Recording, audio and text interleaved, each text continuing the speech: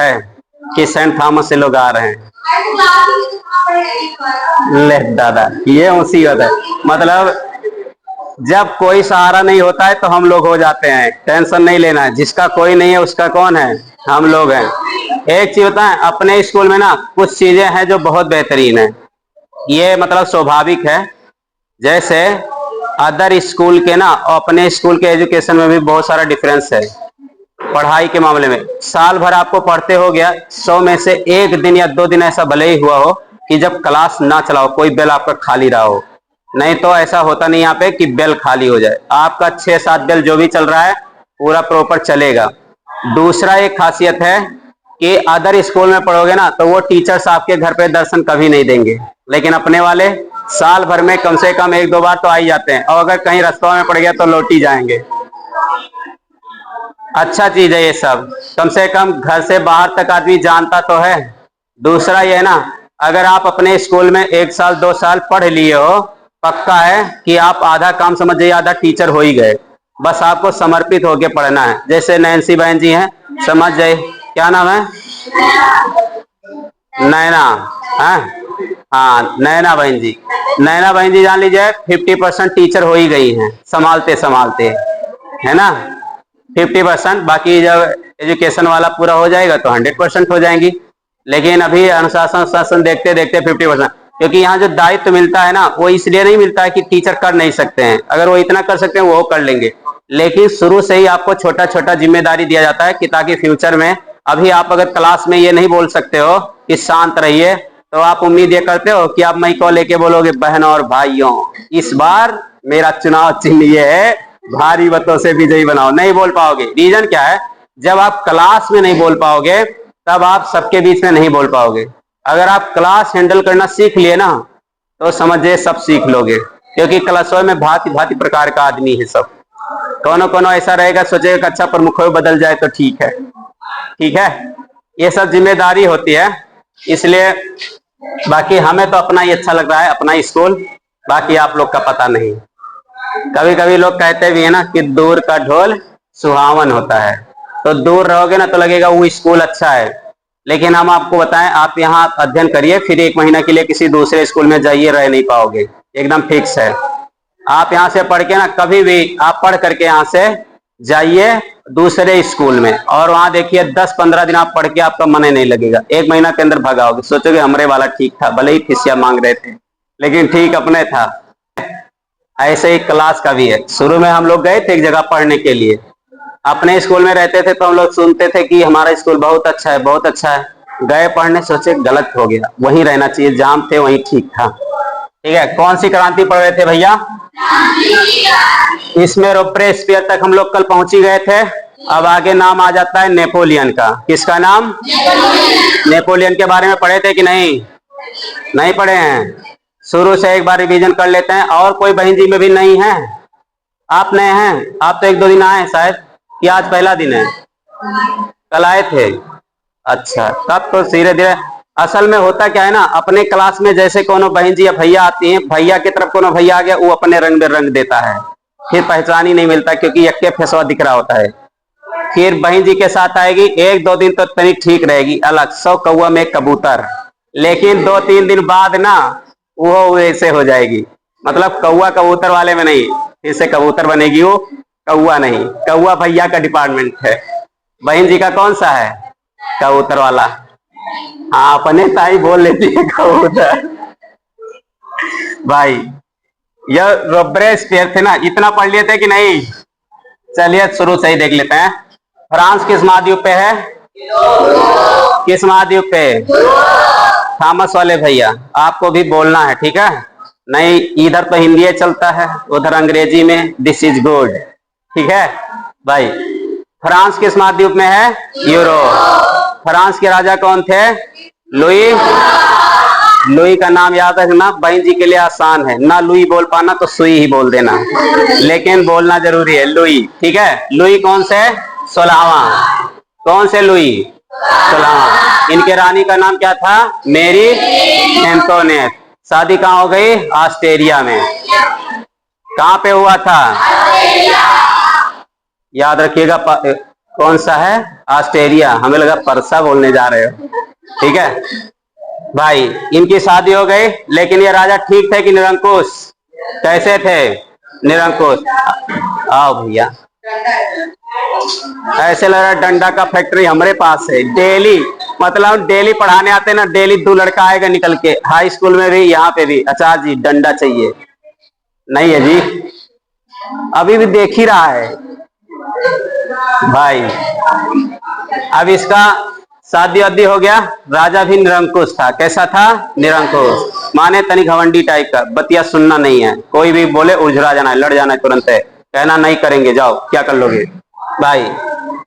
पूरा इसका तबाही था, टैक्स पे टैक्स लिए जा रहा था। यहाँ पे कितने वर्ग के लोग रहते थे? 3 वर्ग के। कौन कौन से लोग थे? पादरी वर्ग, कुलीन वर्ग, और कौन से थे? किसान। सबसे ज्यादा टैक्स कौन दे रहा था? 2 आदमी देते नहीं था टैक्स में। ठीक है, इसका एकदम मतलब अत्याचार का हद हो गया, पूरा अत्याचार का हद हो गया। एक दिन हो गया भैया क्रांति। क्या चीज हो गई? क्रांति। उस समय सन कौन सा चल रहा था? 1700। भैया पढ़ रहे हो घर पे सब लोग लग रहा है। 1789। इसी क्रांति में ना राजा को गद्दी से हटा दिया गया।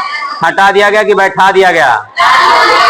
हटा दिया गया। कोनो गड़बड़ करेगा तो गद्दी से हटा ही देगा भाई। जैसे इसको गद्दी से हटाए 89 में, 90 में पूर्ण रूप से इसका अधिकार छीन लिया गया। कहे भैया आप घर में रहियो, उधर ही राजपाट करो, अब यहाँ पे आपका काम नहीं चलने वाला। और फिर नए आदमी का एंट्री हुआ था। उस आदमी का नाम क्या था?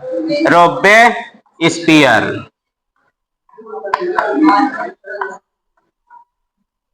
ये आदमी इंटर करता है और प्रशासन चली जाती है रोबेस्पियर के हाथ में। अब ये अपना नियम कानून शुरू किया, लेकिन इसमें गड़बड़ियां कौन सी थी? एक तरफ से लिस्ट निकालने वाला, जितने पादरी लोग थे, कुलीन वर्ग के लोग थे, सबका लिस्ट निकाला और कौन सा मशीन बनवा लिया? कौन सी मशीन? गिलोटीन। वो मशीन नहीं, आदमी है दादा, रोबेस्पियर। ठीक है, ये आदमी है, मशीन का नाम है गिलोटीन। कौन सी मशीन? गिलोटीन। जो गिलोटीन मशीन है ना, इसी में रोजे ले जाता था 10 लोग को। कितने लोग को? 10। लिस्ट निकाला था रोबेस्पियर।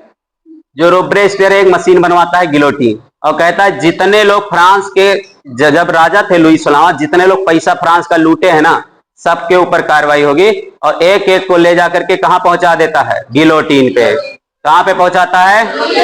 गिलोटीन एक मशीन है। कैसे होता था बताए थे कल कि नहीं?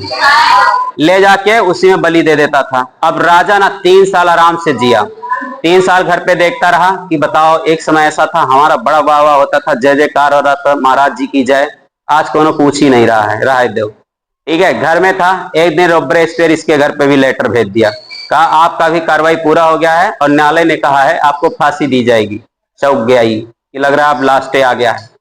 हालांकि ठीक आदमी नहीं था लुई 16वां, बहुत निरंकुश टाइप का था, किसी बात को सुनता उनता नहीं था।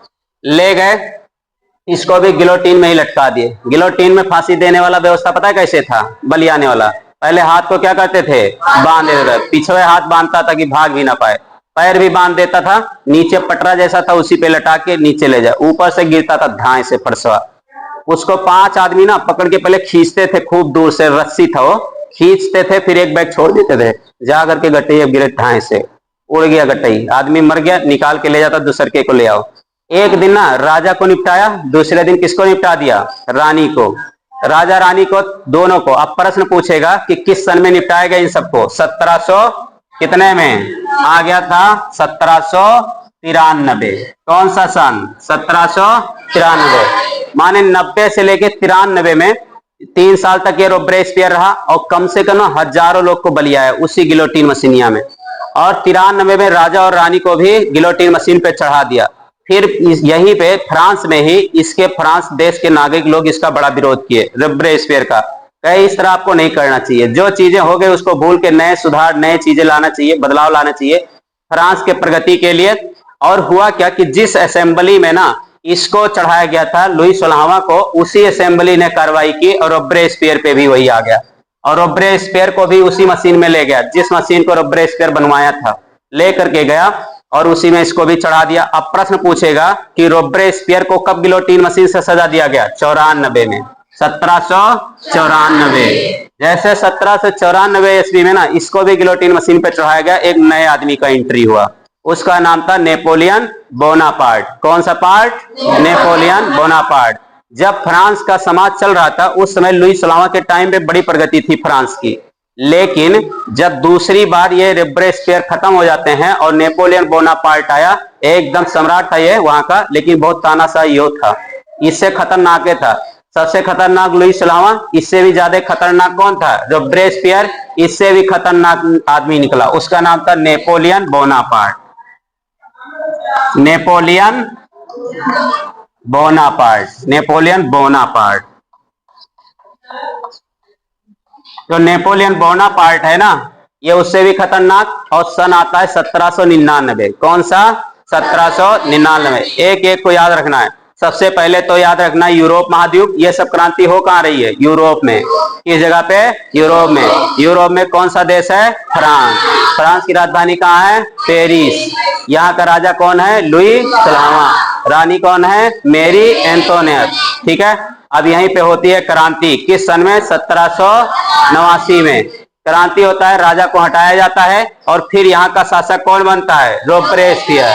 3 साल गिलोटिन मशीन पे सबको चढ़ाने के बाद फाइनली 94 में किसको चढ़ा जाता है? रोबेस्पियर को भी। रानी राजा खत्म हुए 93 में, 94 में इसको भी खत्म किया गया। उसके बाद 3-4 साल तक बड़ा अराजकता रहा फ्रांस में, और फिर आ जाता है सन 99, 1799। 1799 में यहाँ का शासक बन जाता है नेपोलियन बोनापार्ट। ये ना 2-3 साल तक शासन करने के बाद बहुत सारा फ्रांस में सुधार भी किया, धर्म में सुधार किया, शिक्षा में सुधार किया, प्रशासन में, नागरिक कानून में, मतलब संविधान में भी। ठीक है। और आता है 1804 सन। 1804 में ना एक अपना संविधान ही अलगे लेके आया। उस संविधान का नाम था नागरिक संहिता। कौन सी संहिता? नागरिक संहिता, जिसमें यह बताया गया था कि फ्रांस के लोग कैसे रहेंगे या कौन कौन सी व्यवस्था इनको दी जाएगी। बहुत सारा सुधार इसने किया। ऊपर से सैलरी भी सबका फिक्स कर दिया, बाजार नीति बनाया कि महंगाई बढ़े नहीं, नाप तोल का व्यवस्था किया, क्योंकि पहले ऐसा होता नहीं था। इसने सबसे पहले क्या किया? सैनिकों को वेतन देना शुरू कर दिया कि आपको कितनी सैलरी दी जाएगी। दूसरा, बाजार नीति बनाया कि एक के जैसा माप तोल पूरे एरिया में रहेगा, ये नहीं कि कहीं ज्यादा कहीं कम। दूसरा, धर्म में आप क्या क्या कर सकते हैं, धर्म के मामले में भी सुधार किया, शिक्षा के मामले में सुधार किया, बहुत सारा सुधार भी ये किया। लेकिन समस्या क्या था ना, ये बहुत खतरनाक आदमी था। सुधार के साथ साथ एकदम तानाशाह था, जीतना शुरू किया एक एक एरिया को। अब नेपोलियन बोनापार्ट करता क्या है, जब ये 1804 में ना नागरिक संहिता लागू किया तो इसके दिमाग में चला अब धीरे धीरे हमें पूरे फ्रांस के आसपास एरिया को जीत लेना है। किसको जीत लेना है? फ्रांस के आसपास एरिया को। इसके कई देश थे, अगल बगल कई राज्य थे, उसी में से एक राज्य और था, उसका नाम था ऑस्ट्रिया। कौन सा राज्य था? ऑस्ट्रिया। नेपोलियन बोनापार्ट, ऑस्ट्रिया पहले नाम सुने हो कि नहीं? मेरी एंटोना का क्या था? वो नैया ससुराल था, उसके पापा वहीं के रहने वाले थे, और लुई सलावा का ससुराल था। वहीं आक्रमण कर दिया पहले ही दिन। ठीक है। आक्रमण किया, उनको हरा करके ऑस्ट्रिया को भी अपने देश में मिला लिया। ठीक है। फिर वहीं पे पड़ता है एक तो परसा देश। कौन सा देश? परसा। परसा को भी मिलाया। उसके बाद यहीं पे मिलेगा हंगरी देश। कौन सी देश? हंगरी। हंगरी को भी अपना ही कब्जा कर लिया। हंगरी को कब्जा करने के बाद ना ये दिमाग लाया कि अब ब्रिटेन पे भी आक्रमण करना है। किस पे आक्रमण करना है? ब्रिटेन पे। वहां करने से पहले इसने इटली और जर्मनी का भी कुछ भाग कब्जा किया। ठीक है। कब्जा करने के बाद इसने दिमाग लगाया अब हमको जीतना है रूस को। कौन से देश को? रूस को। पीछे वाली बहन जी सीधे बैठ जाओ। अब होता क्या है, पूरे दुनिया में पूछेगा कि सबसे बड़ा देश कौन सा है? रूस। पूरे दुनिया में सबसे बड़ा क्षेत्रफल में देश कौन सा है? रूस। पहले से भी औरों बड़ा था। रूस अब कहीं छोटा हो गया। पहले ना उसका नाम था USSR करके है, उसको सोवियत संघ बोलते हैं। सोवियत संघ जब था ना तो बहुत भारी, उसमें 14-15 देश पहले भी थे, तो बहुत भारी एरिया था। अब होता क्या है, नेपोलियन बोनापार्ट चला जाता है आक्रमण करने के लिए। किस देश में? रूस में। कहां पे? रूस में। अब यही भूल हो गई नेपोलियन बोनापार्ट का। आपसे एक प्रश्न पूछेगा कि नेपोलियन बोनापार्ट किस देश से संबंधित है? फ्रांस से। किससे संबंध था इसका? फ्रांस से। जो फ्रांस देश है यहीं का सम्राट था नेपोलियन बोनापार्ट। और अब आपको देखना है विश्व मैप। अपने यहाँ विश्व मैप है नहीं, लेकिन कल परसों में मंगवा देंगे। ठीक है। यहीं पे आपको एक देश मिलेगा ब्रिटेन। कौन सा देश है? ब्रिटेन। ब्रिटेन के ही बाद स्कॉटलैंड भी है, आयरलैंड भी है। फिर नीचे आओगे तो यहीं पे आपको मिलेगा एक देश स्पेन। कौन सा देश है ये? स्पेन। स्पेन से पहले मिलेगा पुर्तगाल देश। कौन सा देश? पुर्तगाल। ये पुर्तगाल देश वही है जहां का रहने वाला था वास्को डिगामा। कौन सा आदमी? Vasco da Gama. वास्को डिगामा किस देश का खोज किया था? भारत। भारत का रास्ता ये आदमी बताया था कि भारत में कैसे जाना है। इधर स्पेन देश है, स्पेन का आदमी रहने वाला था कोलंबस। स्पेन का रहने वाला कौन था? कोलंबस। कोलंबस किस महाद्वीप का खोज कर दिया था? अमेरिका। याद हो गया है सबको। फिर इसके जस्ट बगल में आपको मिलेगा फ्रांस देश। कौन सा?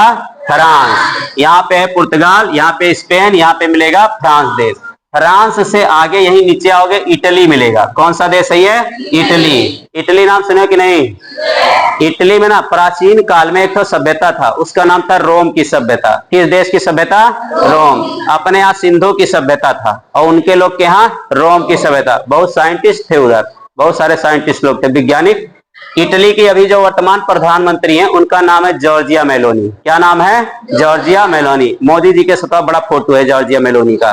ठीक है, खतरनाक वहां की जो है प्रधानमंत्री भी है वो, क्योंकि ये जो इटली देश है ना, यहाँ पे पहली प्रधानमंत्री है वो, पहली प्रधानमंत्री। उससे पहले कोई प्रधानमंत्री था ही नहीं। दूसरा, इसके पार्टी का नाम बदर साहब इटली। बदर साहब इटली। बदर माने भैया। कहाँ के भैया? इटली के। लेकिन प्रधानमंत्री है कौन? बहन जी। ठीक है, नाम किसका है? भैया का। अब लग रहा है कि लड़का सबको संरक्षण देना आवश्यक है। ठीक, इसके बगल ना जस्ट मिलेगा आपको बेलारूस। कौन सा देश है? बेलारूस। और कंट्री होते होते फिर इधर मिलेगा बड़का वाला रूस। ठीक है, जो दुनिया का सबसे बड़ा क्षेत्रफल वाला देश है। कौन सा देश? रूस। यहाँ के जो अभी वर्तमान राष्ट्रपति उनका नाम है पुतिन, व्लादिमीर पुतिन। जो पुतिन है ना, अपने जो रूस है, रूस का और भारत का बहुत मित्रता है। आप लोग जानते हो कि नहीं? दुनिया में सबसे ताकतवर में 4 कंट्री है। कितने कंट्री? 4। पैसा और हथियार के मामले में सबसे ज्यादा ताकतवर है अमेरिका देश। कौन सा देश? कहेगा ताकत मामले में सबसे ताकतवर कौन सा देश है? कहेगा पैसे के मामले में सबसे ताकतवर अमेरिका। दूसरा है रूस। कौन सा देश? रूस। कहेगा तीसरा कौन है? चाइना। कौन सा देश? चाइना। और चौथा कौन सा? इंडिया, भारत। चौथे नंबर पे भारत। और जनसंख्या के मामले में पहले नंबर पे भारत। और क्षेत्रफल के मामले में रूस। कहेगा जनसंख्या के मामले में पहला नंबर भारत और क्षेत्रफल के मामले में रूस। क्षेत्रफल में सबसे बड़का ना रूस है और जनसंख्या के मामले में सबसे बड़ा भारत। यहीं पे ना जो नेपोलियन बोनापार्ट है चला गया आक्रमण करने। कहाँ पे? रूस में। जैसे रूस में आक्रमण करने गया, इसका 3 कारण हो गया। पहला कारण तो हो गया, इधर रूस में ना बहुत ज्यादा ठंडी होती है, पूरा साइबेरिया वाला एरिया है, ठंडी होती है। दूसरा ना, जब ये लोग आक्रमण करने जाते थे तो रूस के लोग जिस क्षेत्र में ये लोग आक्रमण करने पहुंचे वहां का पूरा एरिया जला करके साफ कर देते थे कि इनको कहीं कुछ खाने पीने को मिल ना जाए।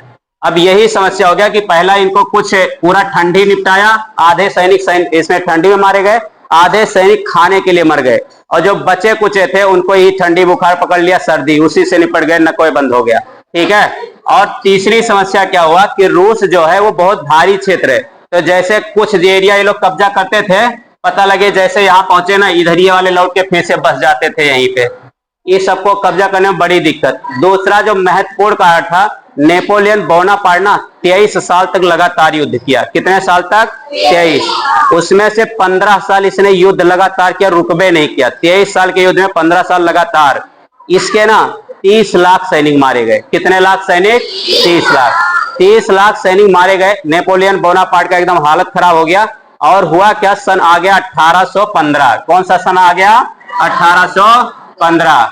और इसी 1815 वाले में एक तो हुआ वाटरलू का युद्ध। कौन सा युद्ध? वाटरलू का युद्ध। वाटरलू के युद्ध में नेपोलियन बोनापार्ट का पराजय हो गया, हार गया, क्योंकि सैनिक इतना इतना लड़ाई किया था, थका हुआ था, हार गए। हारने के बाद ना 2-3 साल बाद इसका नेपोलियन बोनापार्ट का मृत्यु हो जाता है। अब होता क्या भैया कि जो नेपोलियन बोनापार्ट है वाटरलू के युद्ध में पराजित हो जाता है। अब आपसे प्रश्न पूछेगा कि नेपोलियन बोनापार्ट का किस देश से संबंध है? फ्रांस से। किस देश से? फ्रांस से। कहेगा कि नेपोलियन बोनापार्ट कब हार गया? 1815 में। कहेगा कौन से युद्ध में हारा था? वाटरलू। कौन सा युद्ध है? वाटरलू। पराजित होता है और इसी में मारा जाता है। लेकिन ये बहुत हिम्मती आदमी था, बहुत हिम्मत था इसके पास, क्योंकि पूरे इतिहास में ना 3 आदमी थे जो खतरनाक कब्जा किए बहुत सारा क्षेत्र। अपने भारत के रहने वाले थे चंद्रगुप्त मौर्य, और दूसरे थे अशोक। चंद्रगुप्त मौर्य और कौन से राजा? अशोक, जो अखंड भारत बना दिए थे। जो यूरोप का सबसे खतरनाक राजा था ना, उसका नाम था सिकंदर। नाम क्या था? सिकंदर। आधे से ज्यादा एरिया को जीत ही लिया था। इसके बाद सिकंदर के बाद कोई आदमी आया ना, तो यही नेपोलियन बोनापार्ट की बहुत सारा एरिया कब्जा कर लिया। कभी रुकने का नाम नहीं ले रहा था। अगर ये आदमी हार नहीं गया होता ना 1815 में, आधा रूस को कब्जा करता, पूरा यूरोप कब्जा करके बना देता अपना एक फ्रांस। जैसे नेपोलियन बोनापार्ट की मृत्यु हो जाती है, फ्रांस के कईयों टुकड़े हो जाते हैं, क्योंकि फ्रांस इतना कब्जा करके पूरा इकट्ठा हो गया था। लेकिन जैसे ना नेपोलियन बोनापार्ट का मृत्यु हुआ, फ्रांस के कई टुकड़े हो गए, टूट टूट के अलग हो गए। इसी में से टूट के बना इटली, इसी का टूट के बना जर्मनी, इसी को टूट के बने बेलारूस, हंगरी, ऑस्ट्रेलिया, फिर से टूट टूट के अलग हो गया। अब हम लोग लास्ट क्लास कल पढ़ेंगे, ठीक है? लास्ट क्लास में पढ़ लेंगे इनका पूरा सारांश, और कल इनको खत्म करके सोमवार से लिखाया जाएगा। समझ आ रहा है कि नहीं? नहीं समझ आएगा बताइएगा। बस एक बार करना कि यहाँ समझ लेना है, उसके बाद किताब से भी पढ़ लेना है, आसान रहेगा। बाकी इसको टेंशन नहीं लेना, एकदम कहानी जैसा पढ़ना है, क्योंकि कहानी जैसे पढ़ोगे पूरी घटना याद हो जाएगी। कहानी जैसे नहीं पढ़ोगे ये इतिहास से उलझ जाओगे सने में, कि कौन सा सन काहे इतना भैया दुखी हैं आप? अच्छा, नेपोलियन बोनापार्ट मर गया इसलिए आप दुखी हैं?